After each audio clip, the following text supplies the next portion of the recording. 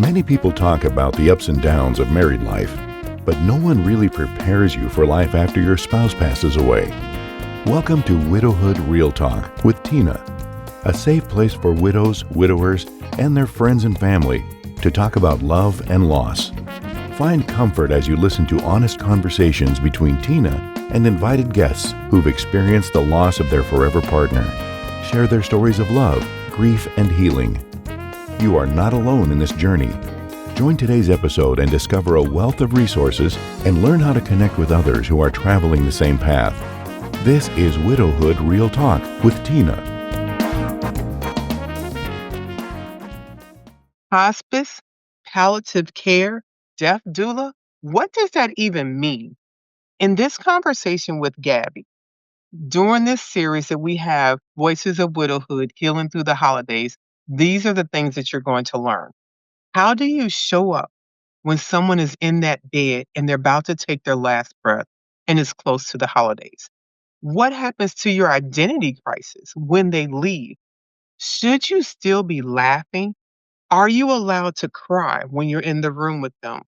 Can you go through the holidays anyway? Let's get into this conversation. Hello, Gabby. Welcome to the Widowhood. Hi, thank you for having me.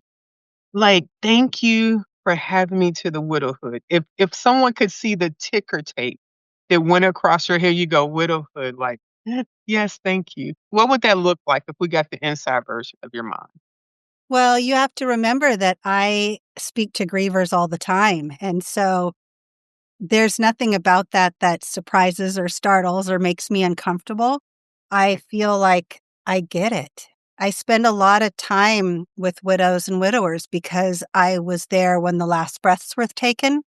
And so I get to know them from that starting point, some of which I've stayed in contact with, some of which have remained good friends. So, yeah, that's a word that is in my vocabulary. I love that because this mini series that you've decided to be a part of, Voices of Widowhood, Healing Through the Holidays, because you have that experience in that place where you have walked side by side with people in the most difficult time. I knew your voice in this conversation, speaking to people through the holidays, was going to be important. Let's talk about what you do first, as far as being a death doula and what that means, and so they can understand why your voice is so important to this process. Well, I'm a hospice nurse, hospice and palliative care nurse, actually. I've been with about 2,500 people at the end of their life. And I am also Hold on. That is just a big statement.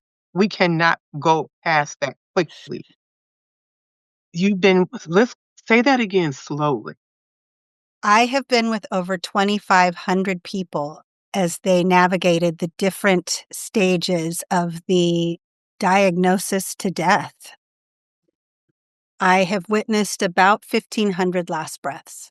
And 1,500 last breaths from what timeline does that span? Since 2016. That is a very short period of time. Yes, it is. I used to manage a hospice house with 10 beds, and it was very much a revolving door of people coming in and dying and leaving, and then new people coming in. So at one time, there could be 3 deaths in a day. So it could vary from 1 to 3, sometimes at the same time. But that definitely is why there have been so many, was because it was a house in which people came to a lot. But also as a field nurse, I'm hospice and palliative care, so I see them from diagnosis to death and then on their grief journey. And as a doula, the thing about doulas is that they have the luxury of time. They're non-clinical, but they can be there with someone who is going through that process. And because you have the luxury of time, you can stay longer, which allows my visits to linger. And I can spend time with them after last breaths as well, which is the grief journey. Thank you. So I want to circle back to someone that has zero knowledge of the different terms that you've used as far as the clinical part services that you provide and the death doula, and people trying to understand what is palliative care and all of those things that you just expressed. Can we circle back and expand on those a little bit more, please? Absolutely. Let's start with a person is declining from age or illness. And there's symptoms that need to be managed and perhaps medications and treatments. This is where palliative care would come in. Palliative care is comfort care. It is often provided through hospitals and medical facilities. Some hospice teams, some hospice companies, they have palliative care within their practice. When the symptoms become too hard to manage, or they've chosen not to do any more treatments, or it has been determined that they have 6 months or less to live, then that is when it would be suggested that they start hospice.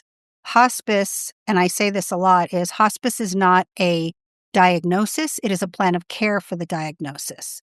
The hospice team, which consists of a doctor, a nurse, who is the case manager, a social worker, a chaplain, a home health aide, and a volunteer, they come together and collaboratively help support the person in the bed as well as the people at the bedside.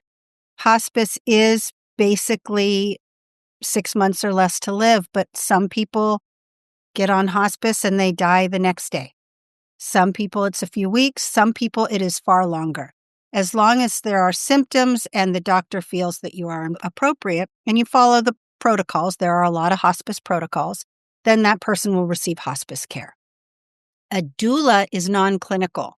They are called death doulas or end-of-life doulas or sacred passage doulas. There's a lot of them out there.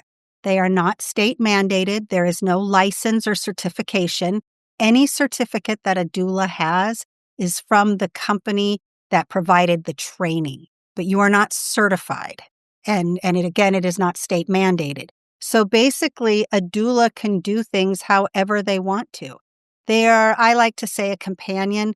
I describe myself as someone who would choreograph your very last dance, and we come together. So I would start with someone early on, maybe just out of curiosity. Maybe they are just want to learn more about the death and dying process. And so I would start with them then, help them face their own mortality. If there's been a diagnosis, support them. I also act as a hospice liaison, so I can tell when I think that someone is ready for hospice, and I'll help them get that process started.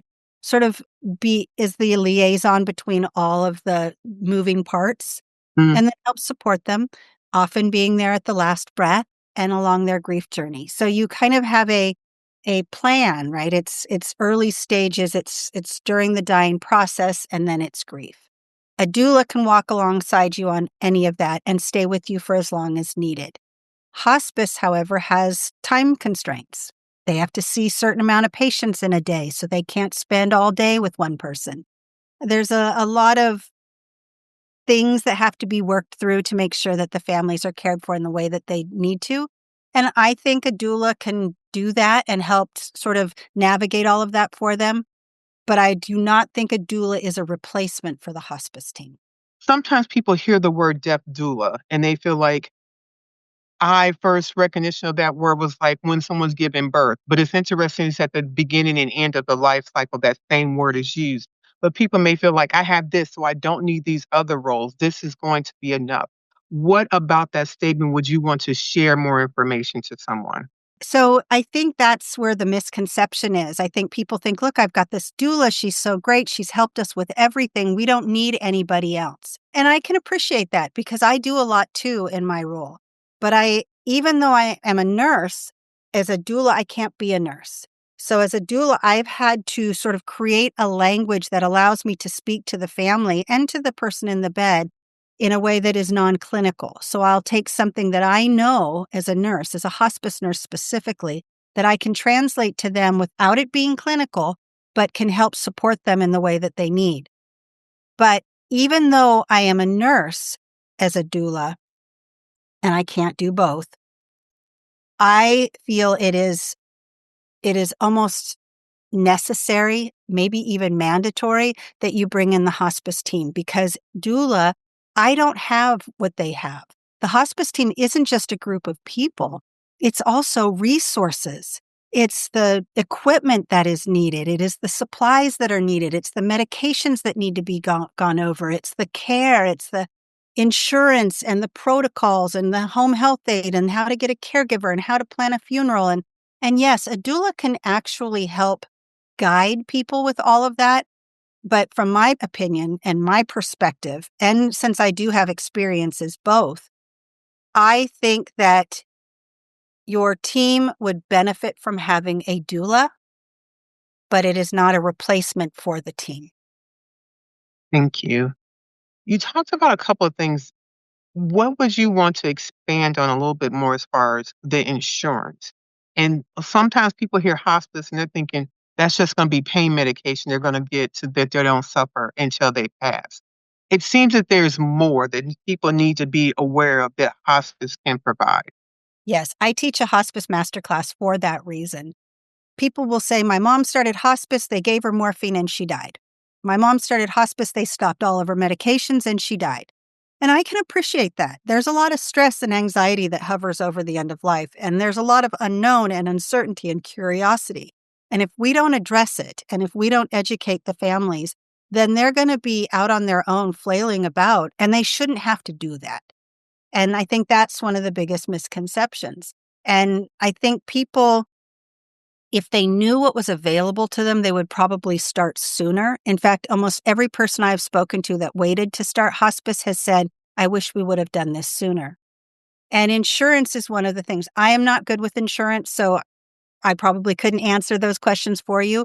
But one thing that people don't realize is that there are things in your insurance, not all, but some, that will cover things like respite care. If you needed a caregiver and you just needed them for a couple days, right? Because you needed to go somewhere or do something, or maybe you were having a minor surgery, you were going to need to take time off. You could check your insurance to find out if it covers that. Insurance also covers some, for caregiving, some of your medical expenses, some of your medications, and it also covers sometimes funeral expenses. I mean, I think it just depends on your insurance, but I think it's really important that people know what they have available to them. Insurance is one of the areas where your social worker, like, I don't understand that stuff. I always refer people to their social worker because they know so much, and they do know how to find resources that can make this a little easier for the family. Thank you. And speaking of making it easier for the family and the 1,500 people you have walked through their final dance, I love that term. What are some ways that someone is listening to this conversation and they have a friend who is a family member that is on hospice and they're trying to understand, how do I walk beside them in this process? Or that person that has the family member and they're trying to use the language to tell other people how to walk with them on this process. Oh, that's a really good question. I don't think anyone has ever asked me that. I have some basic things that I follow. They're sort of my core principles. One is you listen, not to fix, not to judge, not to compare your story to theirs, not to say, I know how you're feeling, because we can't possibly know how they feel, right? Listen to hear and validate their words. Let them know that they've been heard. If we did more of that, I truly believe the person in the bed would be more forthright with their feelings, because often they hold back for fear that they're going to make someone else feel uncomfortable. And so I think listening is really important. I think meeting someone where they are, not where you think they should be or want them to be, is important. I think being non-judgmental, like one of the things that I say very blatantly, and I have received some kickback from, is that I am not going to judge you. Honestly, it's none of my business who you pray to, who you kiss, who you love, who you vote for. I kind of a little bit on the who you vote for, but also who you pray to, and how you want to live and how you die and how you grieve. This is about you. And when I agree to stand beside you, it's all of you. I'm going to meet you where you are, not where I think you should be or want you to be. And the reason for that is because when someone is dying, actually when someone is given a terminal diagnosis, or even when they start beginning to feel that their body is starting to decline, their autonomy, their voice and their choices are taken from them. Everyone is out there around them telling them what to do, how to feel, which to do next, what not to do. And they're sitting there going, but I'm still here. I have a voice. I think our role is to listen, like I said, and to meet them where they are. Because if we do that, we are reminded that this is not about us. Even though we're going to have a feeling or an opinion or an emotional reaction to some of it or all of it, it's not about us. And the kindest and most compassionate thing we can do is turn up the volume so that that person knows that they are being heard by everyone. And there's a couple others that are really important to me. Presence is very important. And what that means to me is stay off your phone, turn your phone off, be right there. If you've got stuff going on, we've all got stuff going on, don't bring it in the room. Don't bring your stuff in their space. And that includes the way you would do this, right? So like if you're in that bed and you're absolutely positive that you want spa music being played or prayers being read, well, that works for you. But that person in the bed might not want that. So we have to be really mindful of their needs and their wants. The kindest thing we could do is ask them what it is when they have a voice and they can tell us so that we can honor it. If they listen to Jeopardy every day at 3:00, put on Jeopardy. Ask them what music they want to hear. Ask them if they want anybody in the room or, the conversation. If we had that conversation sooner, upfront and open and honest without fear and honoring curiosity, imagine the difference that we could make in their final moments because we would be honoring their wishes. We would be listening to what they said and doing it in the way that's important to them. You mentioned also the idea of validating what someone is saying so they know that you are listening. I feel as if we're in a time where people are listening to figure out what's the next thing they're going to say as soon as a person stops speaking. Would you be willing to just do an impromptu exercise of how someone could really listen and validate somebody's feelings? Because people may not have a clue where to start. Wow, you're asking really good questions. I think it starts with looking them in the eyes. And I am really guilty of this. So I'm going to, and it's something I've been working on myself since doing this work. When someone is talking, I'm the person there thinking, okay, I got to say this. I got to remember to say this. And my head drifts off and I go to a different place and I lose a little bit of focus. But I'm so focused on what I want to say because you've triggered a thought in my head that I don't know if I'm really hearing that person. So I've had to get really, and I'm not even going to say that I'm good at it. I am better at it than I used to be. And the first thing I do is I look them in the eyes and I stop everything and I just listen. And I don't go to this place of planning what to say because I try to listen in a way that does not set me up for having to say anything at all. Because sometimes it's not about our response. It's simply about the availability that we've offered them to be there for those moments. Because when someone is dying, you may be the last person they talk to. Your eyes might be the last they look into. And if that's the case, we need to make darn sure that we are so present for them. And it means really hearing them. And that starts with not coming into their space with distraction. And when they talk, if you're concerned about something or curious about something they said, you can say, you know what, I hear you about that. Maybe you can elaborate. I want to know more so I can really help you with this. Or, when they ask you a question, I get asked all the time, what do you believe where we go after we die? I don't have a strong faith, so I have my own opinions, but I'm not going to project that onto somebody else. And if they ask me, I might tell them, but I also might add to that, what do you think about that? Where do your thoughts go? And are you afraid? Are you nervous? Are you uncertain? Or have you made peace with this? And I give them permission to be honest and vulnerable. Thank you. And the idea of fear and anxiety, any recommendations for the person before they enter the room where they can place or deal with their own fears, their own anxiety? Because not only are they in the room for the person that's there, they're often thinking about their own mortality. What does that look like? you know as well as I that this conversation about death has so much space to be normalized. And someone listening to this conversation may go, I'm afraid to go in that room and be with them. I love them, but the death thing's got I can't. What are some ways that they can deal with themselves so they can do a better job of walking beside their loved ones? Mm. So one of the things I do, I call it the 3 breaths. Before I walk into someone else's space, I do this thing, and it's usually in my car or before I walk up to their door, where I take 3 breaths, one at a time with a little space in between. And I take it in and I hold it for a moment and I let it go. And I usually do it with breathing in through the nose and out through the mouth. And when I breathe it out, I imagine that it's going all the way out through my body, through the soles of my feet, releasing anything that is causing me distress. It could be work issues. It could be the patient I might have seen before or the people I'm going to see after. It might be relationship issues or whatever. We all have them.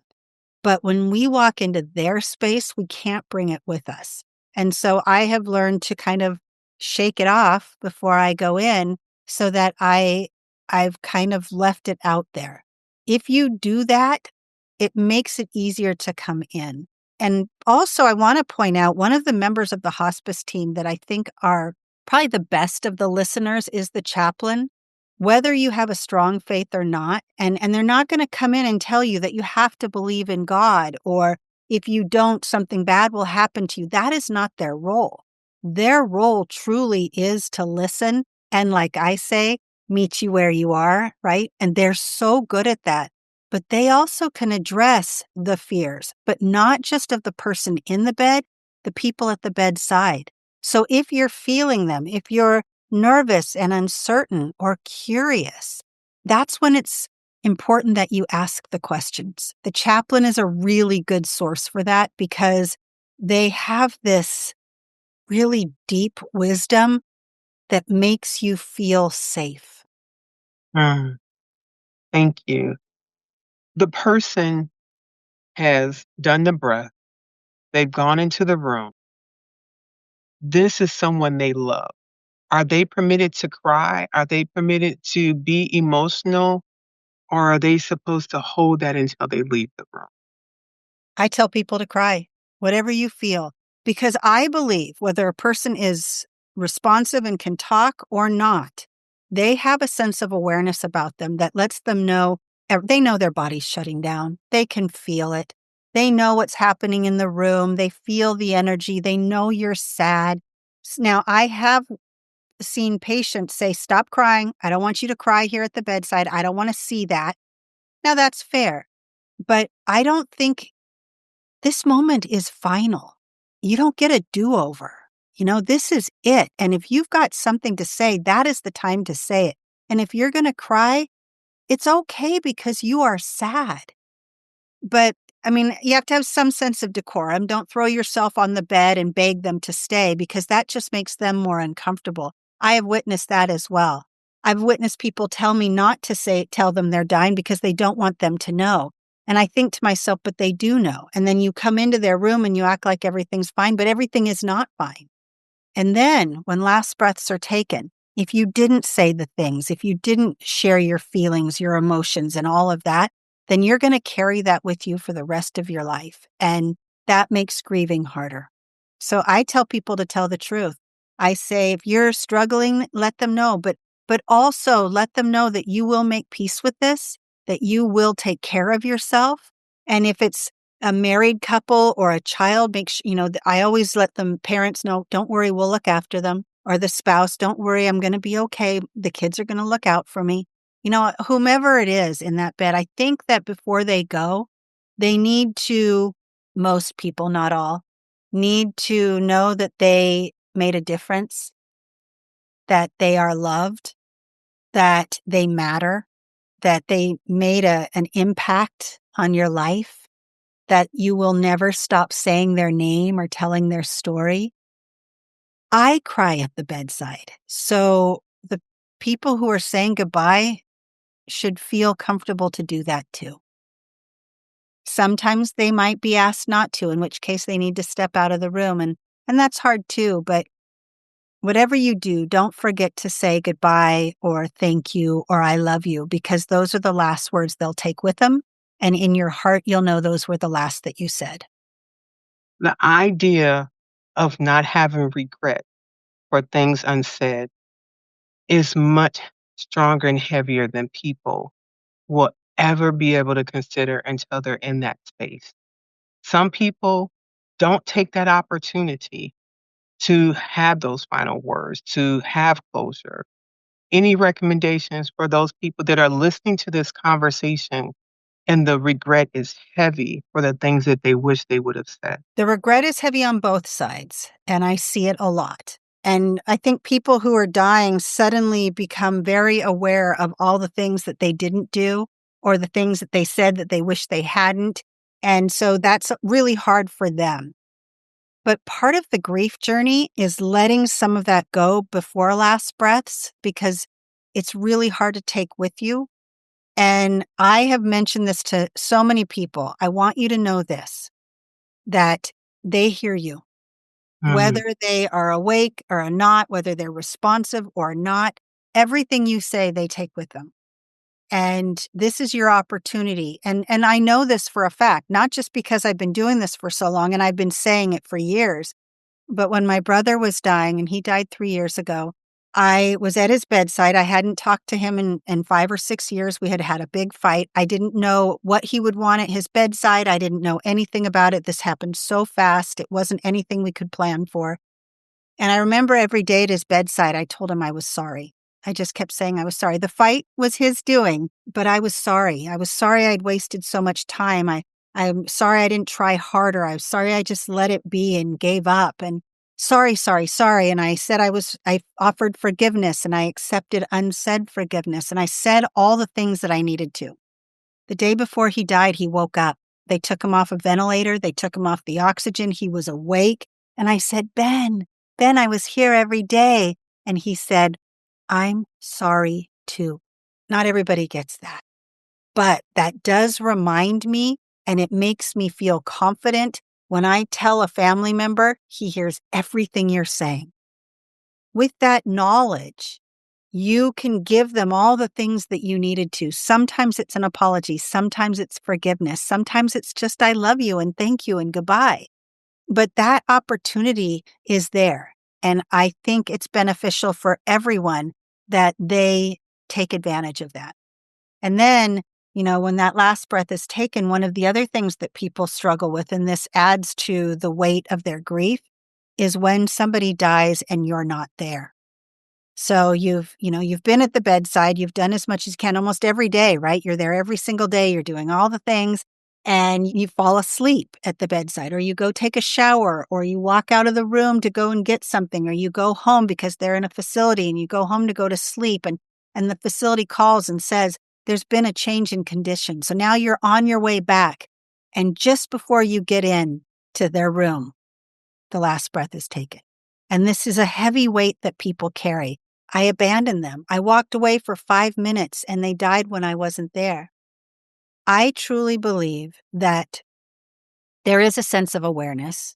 They hear you, they know you're there, and they know that you've been there. They know that you've provided care, that you advocated for them, that you stood at their bedside every day. And if you couldn't be there, you made the phone calls or wrote the letters or did FaceTime or just held a phone up to their ear so they could hear. I mean, they know that. They don't take with them who was there at last breath. They take with them who was there all along. And I think people need to know that, because there's this stress that they put on themselves. I should have been there in that last breath. And I don't think that's necessary. Most people don't want an audience. They don't want that to be the last thing you see. Maybe they want privacy. Maybe they waited until you walked out that door. So I mm. think it's important to trust your words will bring comfort, even if they're difficult words to say. And for the person who didn't say the words, who held back, any recommendations for them on how they find closure after the breath has been taken? That's a lot harder because there's so much regret. Like, why didn't I say it? I have that with both my parents? I did not know then what I know now. I would have done things so differently.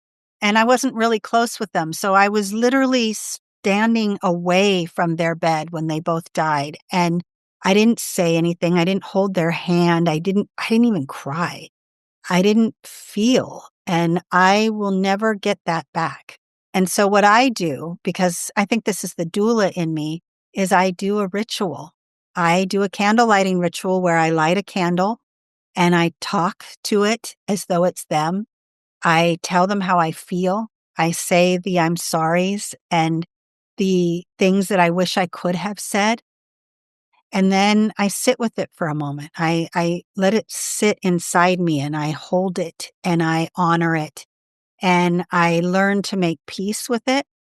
And then I blow the candle out and I watch the smoke as it swirls away. I don't stop watching that smoke until it's gone.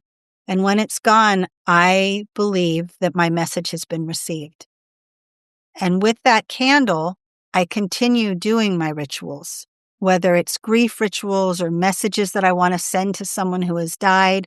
I will do that with that same candle because I continue using the candle until it's done. I'm so glad I asked you that question. That sounds beautiful. When someone has taken their last breath, the person that remains may feel like their identity has been taken away, shifted. But I would dare say the person that is in that bed is feeling the identity crisis also. Mm. Would you be able to speak to both of those people? I wrote a blog called Identity Theft, and it is about the person who survived, the person who's alive, the person that will carry the grief, the person that said goodbye. And now they have to get to know who they are, the who that they are that without that person. I mean, sometimes the people that say goodbye have been together with their partner for 70 years. Who am I now? And this goes to widows and widowers and the fact that now all of a sudden, like, he paid all the bills or she did all the cooking or she knew all of these things. I don't know how to do this. And they did everything together. They were on golf teams or played tennis or went for walks or sat on the couch and drank coffee or whatever they did, they had a routine. And now all of a sudden that routine is not there and the chair is empty and there's only one cup of coffee on the counter and who am I now? And that's hard. And in some ways it can be, I don't want to use the word fun necessarily, but there is some sense of joy as you get to know this new version of yourself, maybe trying things that you wouldn't have because your partner wasn't interested or maybe learning new things about yourself so that you can grow and evolve. And that's also lined maybe with guilt because maybe I shouldn't be smiling or happy or having fun.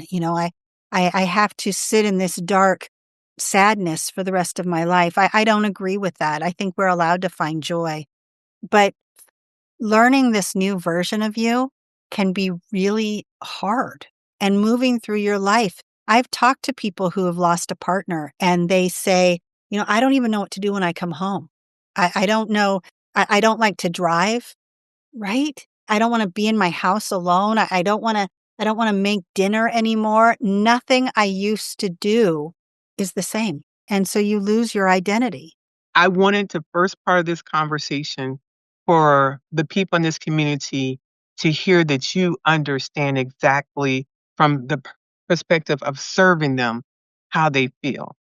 And as you speak about joy and having this conversation for the holidays, everybody's happy, or at least they look like it from every social media post they have seen. And this person has just said goodbye to their loved one. Maybe in the beginning of the year, this may be the first holiday season without them, or it could have literally been a week ago. How would they even creep into the idea of joy?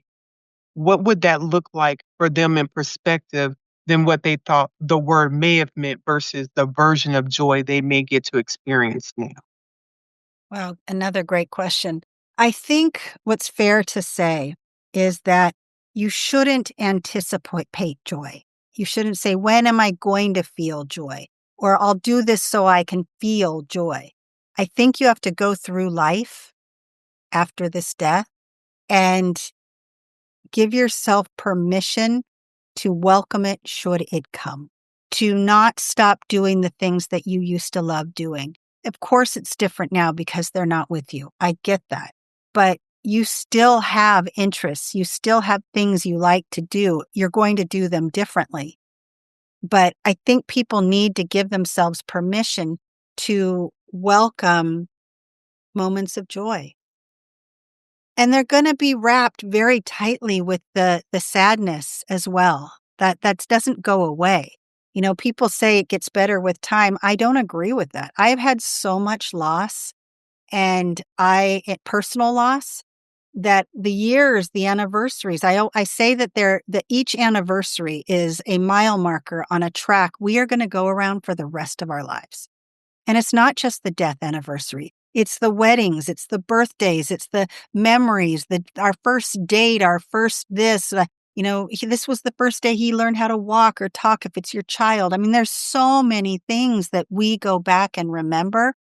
And grief is like this calendar that has been blown up triple size with these big spotlights saying, remember, this day's coming up, this day. And then you go through the months and you come back around and it's like Groundhog Day all over again. And it's hard. I think we're so stuck in our sadness that we don't give ourselves permission to find joy. And what I think is really important is that you don't look at the joy as taking away your grief from missing this person. Your joy is about finding reasons to make your heart smile and sitting with that.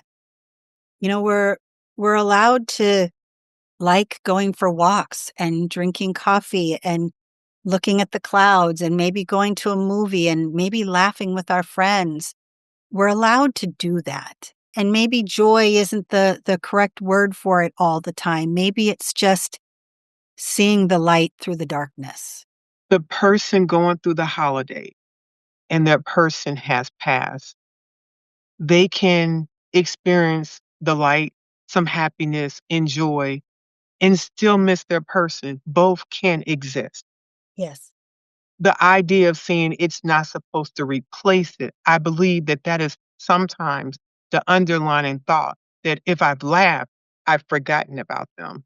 Yes. If I went out to the holiday party and they weren't there, that means I've forgotten that they no longer exist.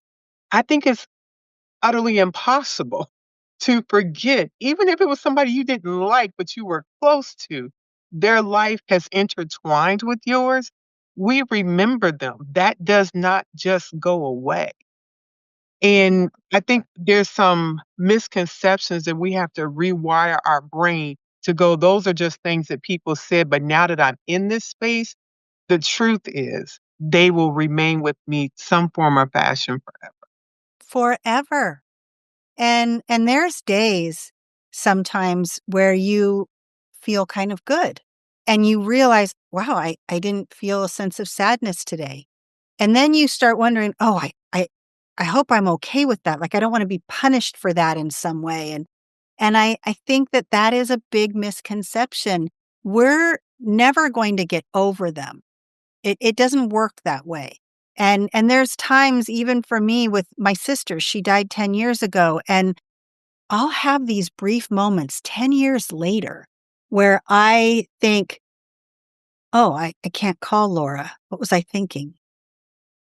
You know, or my brother or my son's father or some of my friends who've died. I had 2 friends die this year already, and one in January and one in March. And I still go to the phone to call them. And so I live my life because I have to. I don't stop grieving them, though. I miss them and I find ways to bring them up in conversation. I write. So I write a lot. I've written a book about my grief journey and then I've written poems because that helps me. And I think having a creative outlet is really healthy in honoring your grief because your emotions there's something that happens equally as when you're happy as when you're sad. So like whatever heaviness you're feeling, being creative It might be painting or drawing or writing or singing or, working in your garden or doing something that you can see and touch and hear and feel, whether inside or truly feel it. There is comfort in that. And would I call that joy? Yes. I would too. If someone wanted to connect with you, do you have a community that they can reach out to you? And if so, what is it called? So I am the Hospice Heart. I have a community on Facebook. It has 160,000 people and that doesn't make me popular. It just gives you an idea of how many people are dying, caring for someone who's dying, working in the end of life field, or grieving. And I do a lot about grief because I'm grieving. And so I write about grief all the time. That page is the Hospice Heart. It's on Facebook. But if you go to my website, it has everything there. And that's thehospiceheart.net. I have classes that I teach. I have podcasts that I've done. All my blogs are on there. My books are on there. But it's really a great resource. There's a lot of free offerings on there to help support people. Thank you. And the books that you've written, what are they and how would they help someone? So I've written 10 books in total, but the two books that would help relative to grief, one of them is called Healing a Grieving Heart. And I wrote that while my brother was in the hospital for 18 days. And I started writing it then. And then I wrote after he died because I experienced so much from that. And then I had started writing poetry early on, but it just increased when he died. And so my other book is It Never Gets Easier to Say Goodbye. And that is a book of poetry. And so both were what I needed to do to help me work through my grief. Beautiful. I like to surprise people and ask them if they have a question of me. I've asked you a lot of questions. Sometimes there may be something simmering. So any questions of me? That's good. I like the way you do this. I've been doing this thing called 5 Days of Grief tips. And each one I say things, right? And I've been posting them on the Facebook page. And sometimes it's about things not to say to great grievers and just the, little tips and tools about grief. But one thing that I don't talk about is what is the kindest thing that you have heard from someone relative to comforting you on your grief journey? The kindest thing that I've heard is someone say, let me know what you want me to do. And they actually do. Mm. So it's not just a gesture that's not going to be followed up with. They actually do what they say they're going to do. That's huge because we can say it until we're blue in the face, but are you going to actually do it? And most people, if you ask them how they're doing, they're going to say they're fine because they don't want to burden you with the fact that they're not fine. And when you say, do you need anything? They're going to say no. But And if I they, was polar opposite. And in fact, I used to have lunch with the same group of people. And every day, I mean, they knew my husband. We were close. We got to the lunchroom table. I said, stop asking me how I'm doing. Because when you ask me how I'm doing, I'm going over everything that's happened. And at the end of the day, if you haven't brought Mark back, I'm doing horrible. So I know you guys love me, but what I need you to do is ask me how am I doing right now? Because that's really what you want to do. You want to know. You want to know at this moment, how am I doing? And the guys were like, we're about to talk about feelings now. And I could see them like, and they were like, and there was like three guys, one, two, three, four guys, and then two other ladies. We would have lunch like almost every day if our schedules worked out. And they listened. The next day, they said, how are you doing right now? Unfortunately, the burden of the griever has to convey to the people that love them what they need so they do know how to show up. But at the same time, if the griever is not accustomed to articulating and sharing and being vulnerable and transparent, they will often clam up and go, I'm doing fine because that's the easy way out. But eventually, when you tell everybody you're fine and they stop asking and they stop caring, you set the precedence for that. So now you turn around and become upset because no one's asking anymore how you're doing. and you're bleeding out internally. Exactly. And here's the thing. Everyone grieves differently. We live differently, we die differently, and we grieve differently. And unless you tell me what you need, I'm not going to know. So what I think our approach to grievers should be something like, I don't know what would work for you, but I want to do something for you. I want to be here for you. What would be the best thing I could do for you?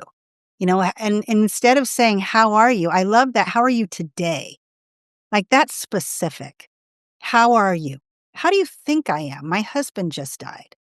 I mean, really, you want some details? Because I'll give them to you. I think that, I don't remember who it says, you can't, Jack Nicholson, you can't handle the So truth. true. I think that's the truth. I think people are afraid to ask it because they don't want to know.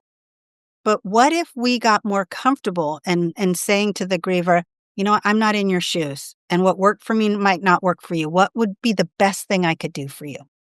The other thing, so A Few Good Men was the very first movie my late husband and I ever saw. Oh, 2, if you know this person well enough to make yourself uncomfortable, to ask the question, what do they need? yeah. I actually say, don't ask me something. I can hardly think. I can hardly figure out like what I'm supposed to do next. If you know me well enough, do the thing that you know that would be helpful. If you knew my husband took out the trash, you show up on Tuesday and take the trash to the corner. If you knew that my husband put gas in the car, come take care of the gas. If you know I am now a single mom of 3 kids that have activities everywhere, make yourself uncomfortable and say, I'm going to take such and such to their activity until we don't want it to happen anymore. Because if you say I'm only going to do it for a year, they're going to be dead the next year. So now you just set them up for they've been relaxing now. They don't come back. They're going to need you for the long game. If Yeah. we used to watch movies and drink a glass of wine, I don't want to always talk about dead stuff. I want you to come over and watch TV and we drink the glass of wine and we may not talk about it. But whatever it is you say you're going to Do it. do it. I think that's valuable advice. I wish we could become a society where when someone you love dies, you can feel comfortable saying, can you please just fill my car up with gas on Tuesdays? Can you go to the grocery store for me? Can you pick up my kids from school? I can only do this right now. I mean, why are we so afraid to ask for help or to admit that we are struggling? Why can't we be that kind of community that says, I need your help? I And did, and my community leaned in. I remember this one guy. It's funny, he said, "I wasn't able to go to the funeral. Is there anything you need me to do?" Literally 24 hours before he called, I was in our backyard trying to rake the leaves because Mark raked the leaves. And if my neighbors were looking, I know I looked bad. I had the rake and I had on his gloves and I'm crying. There's this 0.175 acre yard. And I'm like, this was so dumb to move here. Like everything makes no sense. And I just threw the rake down, went in the house, and this friend calls me. I said, I need my leaves raked in the backyard. He was like, okay. He said that he had never been to our house. He came, he said, let me check on my wife. And he was there till he could not see, and he took care of those leaves. It may seem just like raking, but that was huge for me. well, I want to applaud you for being so transparent because not everyone can do that. And I think about it myself. I'm not married right now, but if I had a partner and they died, I think I would be the person that says, no, I'm okay. I don't need anything because I've never been comfortable with asking for help. I'm not good at it now. And I don't know how good I would be if I were in your shoes. And I think that's a common reality. I think we're afraid to admit that we need help because in some way, perhaps we think we've failed somehow. And the thing about grief is that that's not a failure. That's that's a human experience, a reaction that is understandable. Like, you're allowed to be sad and mad and frustrated and scared and all of the above. If we could learn to, if, you could teach so many people, Tina, seriously, you could teach the widows, the widowers to ask for help, and the people on the other side of that saying, what can I do? I'm here. I'm going to show up and I'm going to follow through. Like, I wish more people could hear what you've shared, because we would be a lot better together if we did that. Thank you. I will say this was a learned experience. I had breast cancer before my husband passed. And that taught me, I people probably thought I was gonna pass before Mark because I had breast cancer. I mean, I was in the Army for 21 years. I'm used to running and doing different things. I could not walk to my mailbox. I mean, before this, my son and I were out running a 5K every Saturday just to start the day off. And now my son is picking me up and putting me in bed because my brain was racing so much. I took sleep medication and fell asleep on the floor in the kitchen like I thought it was a pillow. That humbled me. That humbled me when we had a roster in the dining room of who was coming to take me to treatment so Mark could keep being a dad, go to work, and people could come and show up. When my arm was swollen from everything and a friend massaging it, that humbled me. That experience started a year and a half or 2 before my husband passed. I was pumped and primed to go, "I do not know, I need help. No, I cannot do this." So, I had been filleted open already to a point where I'm not doing this by myself. This is not what's happening So because that was your grief training. I literally it was. And it started into that regards. The first big loss for me was our pet. We had a dog named Ben, had to put her down. Then I had a miscarriage, and then from there, I got fired once from a job, and then from there was the breast cancer, and then this with my husband, and I go, God was kind to let that build up and not let it just smack me in the face from the beginning with that. I learned to I didn't have the language when the dog died that that was grief or the miscarriage, but when the breast cancer came, I was like, "Oh, yeah, this." I had a blog and would post and would share because so many people were asking questions. I was like, "I can't answer this Mm. same question every day, but if I put a blog up and then people can read it," and it started giving me the voice to go, I can trust people to show up. So, the people not only being transparent, as you said, there's 2 sides to that.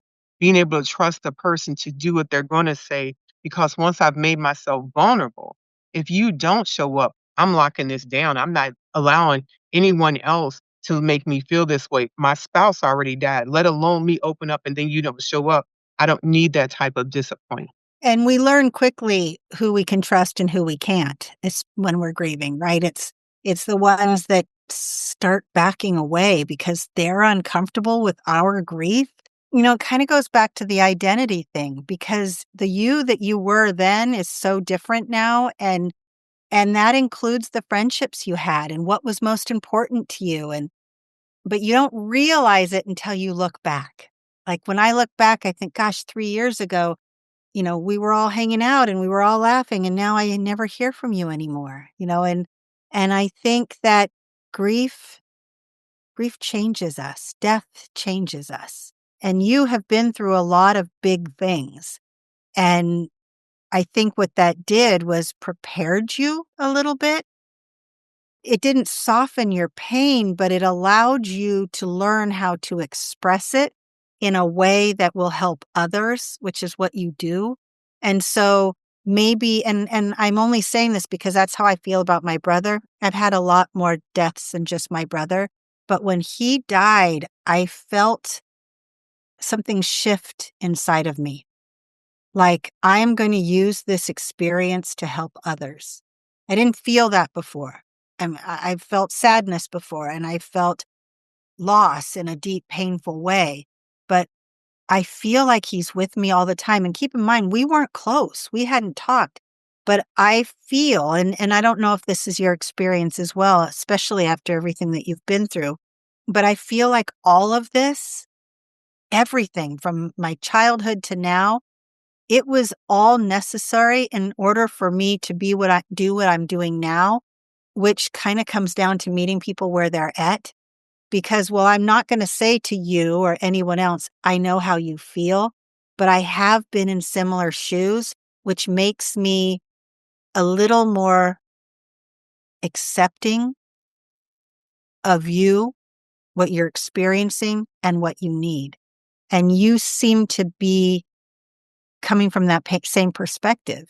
You've been through a lot, and you are not going to tell someone you know how they feel, but you do appreciate what they're feeling in a way that makes you a little more empathetic and sensitive to the myriad of emotions that we have when we're grieving. I would agree with that. And one thing you said that makes my situation unique in comparison. Oftentimes people do lose their friends, their family members. I have not. My friends, my family members, they showed up from the moment and they have continued. I have not lost a single friend. And when I hear people speak about the loss of relationship, it hurts so bad to hear that because that's when you need your people the most. This is when you are at your weakest moment. And going back to something you said early on about when we walk into the room with the person that is in that bed, to put ourselves aside and realize they are dying and we are showing up for them and putting our discomfort. That same level of care is so needed for the griever, for the person that's supposed to support them, that they put their feelings, their inconveniences to the side and go, I'm going to show up for them because they need me. And if you had lost a leg or arm in a car accident, no one would ever say, did you get over losing your arm?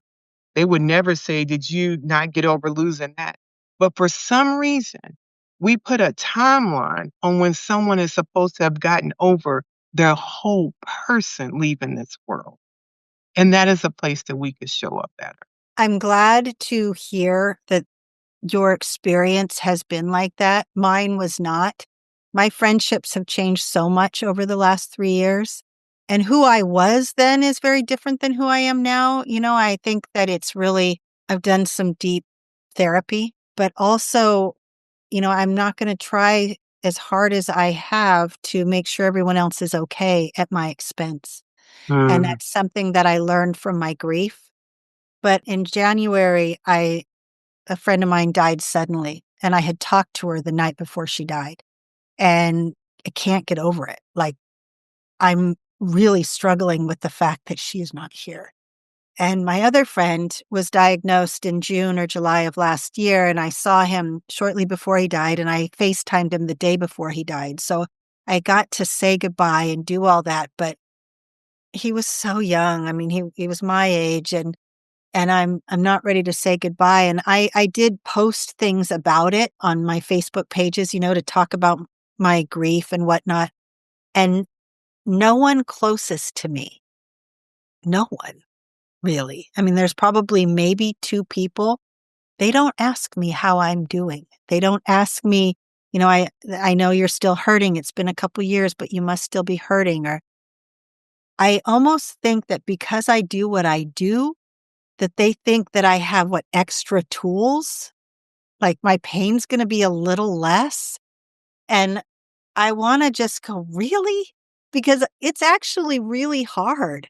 I can't stop thinking about them, and I can't stop thinking about my brother, and since all this has happened, all the other grief keeps coming to the surface, and now I've got a party of grief, like, you go into the restaurant, party of 2. Oh, no, I've got party of 16. We're all here today, you know?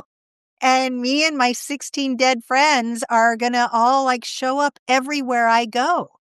I can't get rid of them. And I'm glad because they make me feel less alone and yet super lonely at the same time. And the people that I thought would show up for me the most have not. And that is such a common thing. Yeah. And when I coach therapists or other people that are coaches, the same sentiment. People think because this is what I do for other people, it makes me immune to this. It does not, because this is now your person. This is now your scenario. And something you mentioned, we serve people out of our educational knowledge and from our lived experience, because it does make us more have empathy, more considerate, more understanding. I will never tell another widow, I know how you feel, because your feelings are unique to you as an individual, your unique spouse, and a unique marriage. I know what it's like to lose my husband. Mhm. I know what it's like when I stayed in bed for weeks on end and trying to get myself to understand he stopped breathing. So the ability to sit with someone in that space is not something I would have known before it happened. And yes, I could see people saying, well, she walks people through that. But this is a journey. And I'm thank you for sharing that. So all of the things that you recommended to people, literally saying this and showing it, we will do all of these things and we will laugh and cry all at the same time as we continue to live our life, continue making an impact, and continuing to exist. Because this is hard. And people don't like leaning into the hard stuff. But the one thing I will tell you, and this I will say, time does not make it better. No, If you don't do anything during that time, you will find yourself blinking your eyes and 5 or 10 years later and go, I feel like they just died yesterday and nothing's changed, because you haven't done anything. If you are not an active participant and leaning into this, you're going to be in the same space when time keeps going on. that is so true. I think, and I did that. I go to therapy every week. I write. I experience my stuff. Like when I'm feeling something, I like face it head on. And I'm actually a better person through my healing. But here's the thing, it doesn't get better with time. What time does is makes you more familiar with its constant presence.